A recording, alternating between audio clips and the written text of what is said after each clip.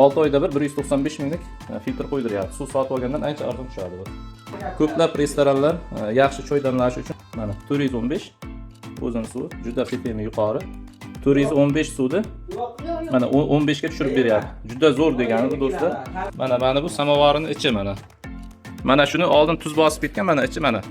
Bunaqa samovarlarga albatta filtrlangan suv solish kerak, chunki ichi raso bo'lib ketadi. Masalan, mana ichki holati top-toza turibdi mana. Assalomu alaykum do'stlar. 2026-yil 13 fevralda ushbu filtrni kartrijlarini almashtirdik. 5 ta kartrij almashdi, stalovaga qo'ygandik. 12 avgustda 2025-yil o'rnatgan ekanmiz ushbu filtrni. Avgustda bo'lsa qo'yiladi.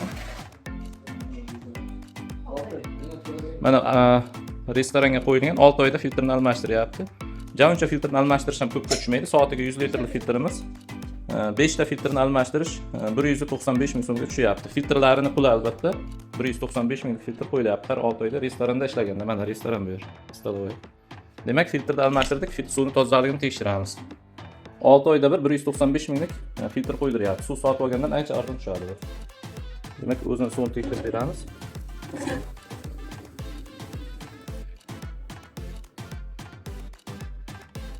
Mana 415 o'zini suvi juda ppmi yuqori. Endi kunadan chiqadigan suvni tekshiramiz.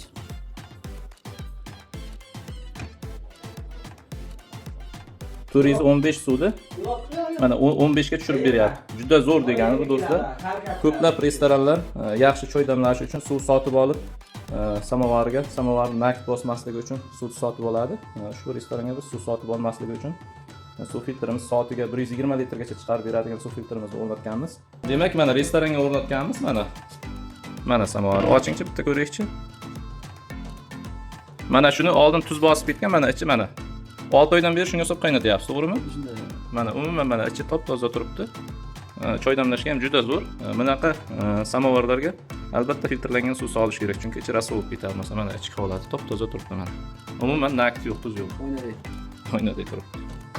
6 oylik xarajati 195 ming so'm bo'lyapti. Quyidagi raqamlarga qo'ng'iroq qilib batafsil ma'lumotga ega bo'lishingiz mumkin. Osmos filtri bu filtr.